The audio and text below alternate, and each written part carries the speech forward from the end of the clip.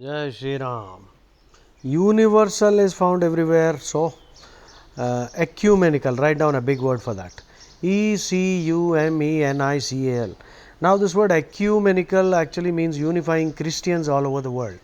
But the second meaning of ecumenical means unifying everyone, universal.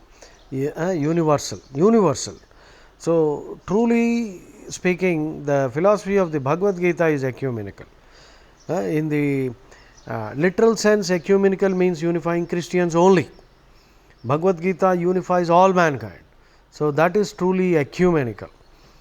So, unkempt appearance, disheveled, bedraggled, tousled, DISHEVELLED, chimpiri juttu, crumpled clothes, very dirty, like a skunk, not having had a bath. Skunk means a person who doesn't bathe regularly, stinking. You see, a skunk is an animal which belongs to the porcupine family, that is the pig family, and when attacked it turns around and releases a stink bomb. A skunk is the right term for a person who doesn't bathe regularly. Only once in a week these skunks are bathing, and if you sit beside them you are finished. You will get nausea. Their halitosis will be unbearable. HALITOSIS.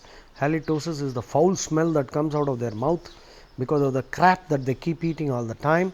So, if you go to a gym where these skunks come, then you have to avoid that place. So, unkempt means very shabbily dressed. The synonyms for unkempt, the P is silent. Synonyms for unkempt are, like I told you, disheveled, DISHEVELLED, tousled, TOUSLED, a tousled appearance. Bedraggled, BEDRAGGLED. Bedraggled also means thoroughly wet, drenched in water or whatever, wet. So, unkempt, shabby. So, the opposite of unkempt will be natty, NATTY, nattily dressed, NATTILY, in a dapper suit, dapper, DAPPER, spruced up, SPRUCED. That means neat and smart.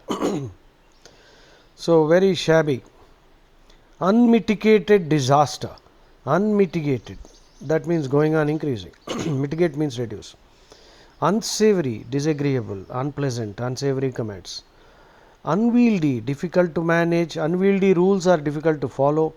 If something is unwieldy, that means it is difficult to manage or hold or control. So, the opposite of unwieldy can be portable, easy to carry around, and handy, HANDY. Handy, a handy tool, unwieldy. Unwieldy means difficult to handle or follow. Urbane, very sophisticated, very sophisticated. So, the opposite of urbane would be vulgar, vulgarian, crass, gross, boorish, oafish, loutish, naive, that means very unsophisticated, uncultured. Usurp the throne, appropriate, take away, to seize, usurping. Shah Jahan, what do you call, who is that fellow, Aurangzeb, usurped the throne and kicked Shah Jahan out, put him in jail. So, usurp means to take away what is not yours, usurp the throne or property or whatever. Utopia, Ramarajyam. Utopia means an ideal state, which means where people will be all very saintly and law and order problems would not be there. Of course, the word utopia is also used to signify something like a pipe dream. That pipe dream, PIPEDREAM. Pipe dream means an unrealistic kind of dream which cannot be achieved. So, utopian dreams would mean very what you call quixotic, QUIXOTIC. Quixotic means impractical, unrealistic. So, utopian dreams are unrealistic. So, the word utopia has two meanings. Vacillate, not able to decide. Wavering, WAVER, vacillating, unable to decide. Valor, bravery. Vapid, insipid, tasteless, bland, jejune, JEJUNA. Pedestrian, pedestrian means lacking imagination, dull and boring, lackluster. Vapid means same thing. Vapid means insipid, boring, bland. Vehement, with very strong feeling. Vehemently denied, vehemently fought, with a very strong feeling. A veneer is a thin layer, veneer of culture. Some people have only a veneer of culture. On the surface they look like very sophisticated. Within minutes you will know, once that fellow opens his mouth and start talking, you will realize he is a bloody boor, a Philistine. Boor, B-O-O-R. Boor means an O for lout or churl, unrefined, vulgarian. Philistine means a person who has no aesthetic or intellectual interest. Philistine, Philistine. Philistine means a person who has no aesthetic, intellectual or spiritual interest. He doesn't have this. He is just like a beast. Jantu anamata vadu. Next, ekkada again babu. Venerable, deserving respect. Venerate means to respect. Venial sins can be pardoned. This is a Christian concept. Venial sins are pardoned and mortal sins cannot be pardoned. M-O-R-T-L. According to them, a mortal sin means if you don't accept Jesus Christ, you will go to eternal hell. That is a mortal sin and you cannot be pardoned. Whereas we don't have any such thing. Yeah, mortal actually means dead. That is the literal meaning of the word. So this is a Christian jargon now. There are lots of terms. See, this venial is a term coming from Christianity. In Hinduism, we don't have any question of sin being pardoned. Hinduism doesn't tell you that sins will be pardoned. Why? Because the reaction cannot be escaped. You can only pray to God to give you more strength so that you can bear the reaction. So there is no question of sins being pardoned. That's unthinkable. God cannot do that. If He does that, then there will be a total chaos in the entire creation. So sins will never be pardoned. Remember this. Venial sins means pardonable sins. There is another word, V-E-N-A-L, venal. Venal means corruptible. Venality means corruptibility. Someone who can be easily corrupted is venal. The venality of the politician worldwide. Politicians are vulnerable to corruption. Venom, toxin, poison. Verbatim translation, word for word. Ammai chettu kinda ninchundi. Translate into English. So the student translated verbatim. Misunderstanding tree. So that's a verbatim translation.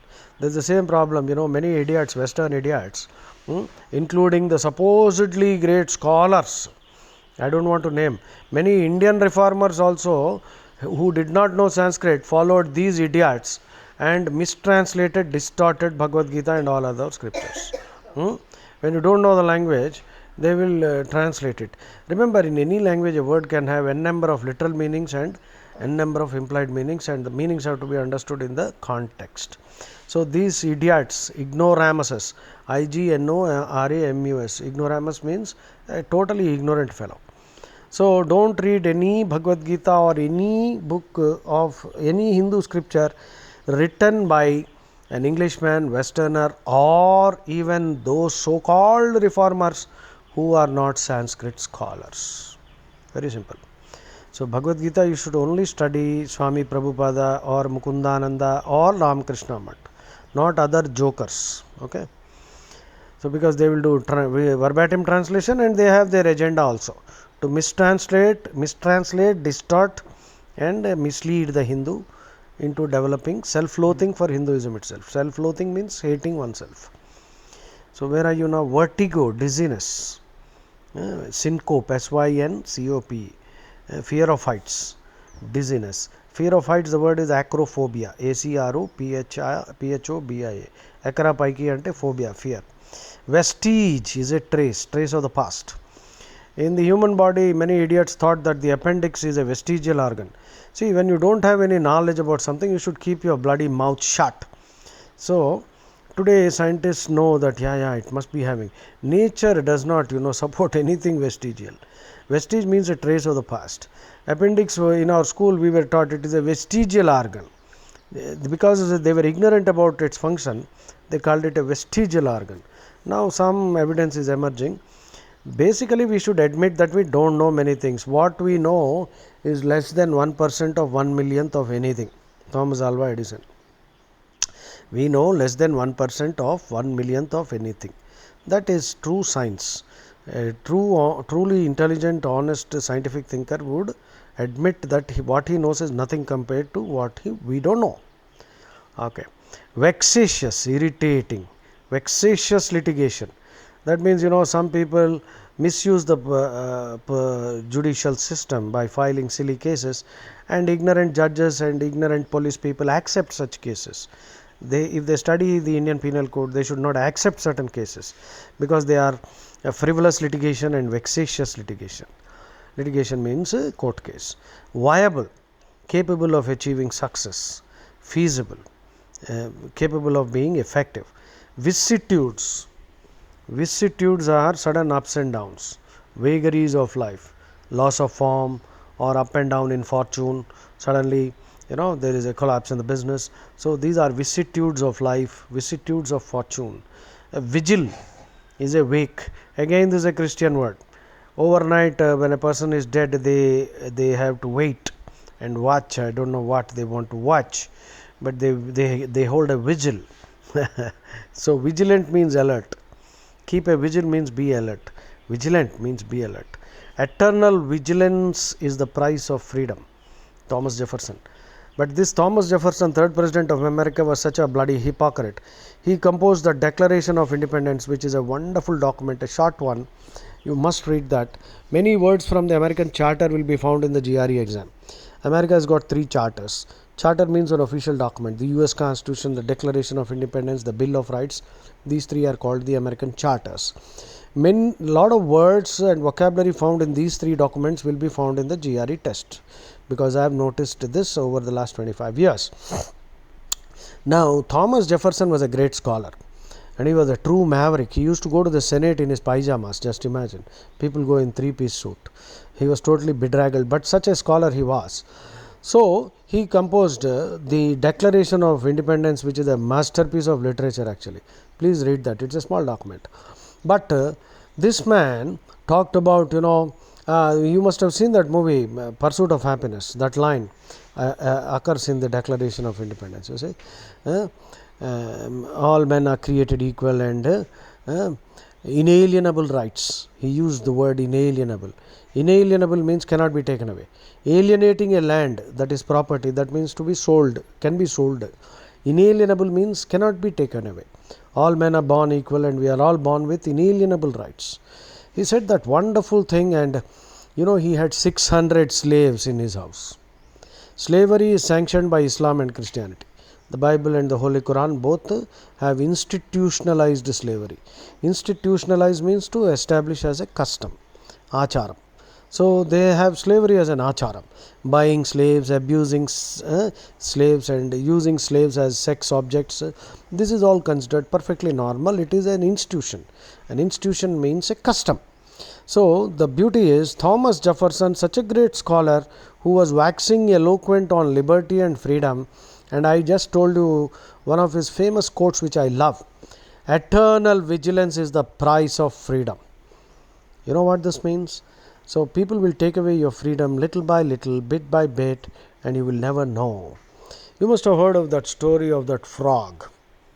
It is said that if you throw a frog into a bowl of boiling water, it will immediately jump out and save itself. But if you put the frog in a bowl of water and slowly heat the water, raise it by 1 degree centigrade gradually, then the frog will go on adjusting to the increasing heat, and finally it will get cooked and it will die. That is the condition of the Hindu today. Because Hindus today don't study Bhagavad Gita, don't listen to anybody like me, and then they think that all religions are good and different paths to God, which is not true. The Hindu's condition is like the frog that is going to get boiled. We are already partially boiled now. At least now listen to me. I am not spreading hate, I am only spreading knowledge. I love Thomas Jefferson for this wonderful quote. I will repeat it for your listening pleasure. Eternal vigilance is the price of liberty. Okay, this hypocrite. Hypocrite means one who preaches but does not practice. See, Thomas Jefferson talked about freedom and liberty and wonderful things he said. And he had 600 slaves. And his house is a museum now. The names of all the slaves are written on big plaques there. They don't even have that sense of shame. They are displaying proudly. How can you treat a human being as a slave? If slavery is all right, then every crime is all right. Anyway, Slow, and Thomas Alva Edison also sired, sired. To sire means produce children without marriage. So he, just imagine, he had sexual relationships with some of his slaves, and he sired children out of wedlock. Wedlock means marriage. Out of wedlock means outside marriage. Siring, sire. Sire means to produce children outside marriage. So siring, animals are used to sire. So this is the greatness of Thomas Jefferson, the third president of America. Wonderful hypocrite, Mr. Jefferson, but thank you for that lovely quote. So where the hell are we now? Vilify. Vilify means to defame. Did I vilify him? No. Vilify means malign, slander, defame, stigmatize. No, I did not vilify.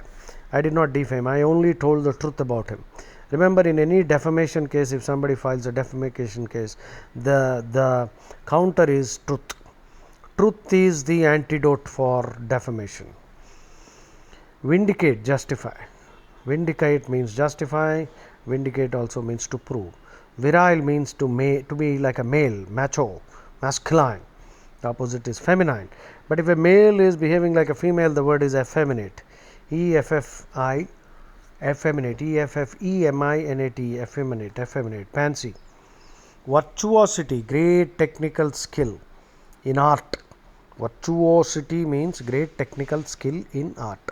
Virtuoso, V-I-R-T-U-O-S-O, great artist, great musical artist or any artist. Virtuosity is technical skill in the art. Okay. Virulent, extremely toxic, virulent poison. So virulent, speeches given by demagogues and rabble rousers who are false leaders who provoke people into committing riots and mob violence. Vituperation, where did we stop? Vituperation, virulent, vitiate, vitiating the atmosphere, spoiling the atmosphere, spreading venom, pestilential, P-E-S-T-I-T-E-N-T-I, pestilential means extremely toxic, dangerous. Vitriolic satire, extremely sarcastic, sharp, very caustic, acidic. Vituperation, abuse. To vituperate means to use foul language and abuse. Vivacious or vivacious, energetic. Another word you must note is debonair, D-E-B-O-N-A-I-R. Debonair is an extremely positive word. I think that is one word we can use to describe our Prime Minister Modi, a debonair personality. Debonair means one very vivacious, very energetic, ebullient, always full of energy, sprightly, peppy, energetic. You will never see this man looking tired or fatigued in spite of working nearly. He sleeps only for 4 hours. So that is vivacious, energetic. And the next thing is very, very suave. S-U-A-V-E. Suave means very refined. The pronunciation is suave. Spelling is S-U-A-V-E. Suave. No, suave. Very sophisticated, very cultured, very refined. So suave, vivacious, and also very affable. A-F-F-A-B-L-E. Accessible, friendly. So if a person has all these three qualities, you can describe them as a very debonair personality. I am repeating it again. A debonair personality, our Prime Minister Modi. Debonair means vivacious, very energetic, and suave, S-U-A-V-E, which means very cultured, very refined, very urbane, very sophisticated.